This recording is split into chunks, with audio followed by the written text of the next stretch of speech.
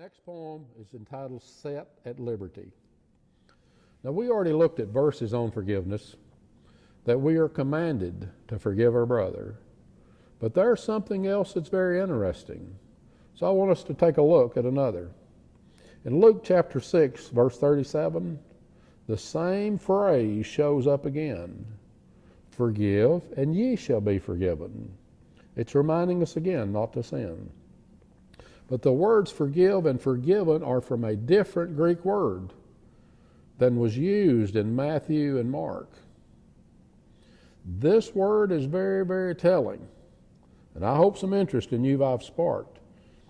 The word meant to set at liberty. So let's use this phrase and read it again. Set others at liberty so that you may be set at liberty. If you don't, you're continuing to sin. And say the opposite of liberty is being held captive. When you're held captive, you are not living free. And that's why God stresses this so very strongly. He does not want this for you and me. So it's one thing to keep ourselves in captivity. Our bondage does not just affect us. Our unforgiveness is transferred to others. We're always angry and in a fuss. And that's why God cannot heal us. We are poisoning our body, spirit, and our soul. And this also affects our church body. And each member has a very important role. See, unforgiveness leads to divisions. Divisions lead to other sins.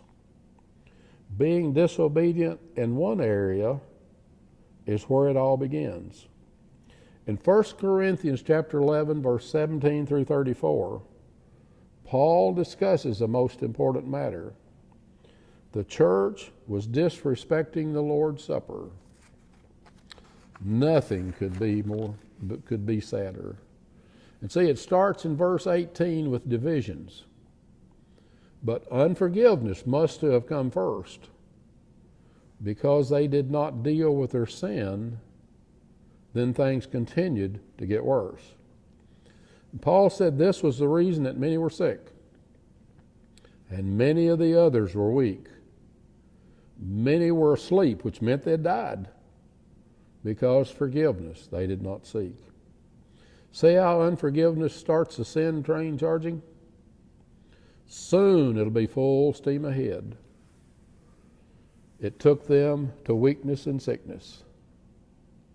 And some of them were dead. That's why God keeps stressing forgiveness. It's one of the most serious matters that the church faces. Unforgiveness is like a spreading cancer. It always leads to bad places.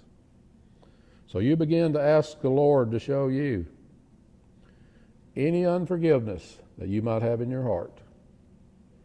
God's will is for you to be in health and to prosper.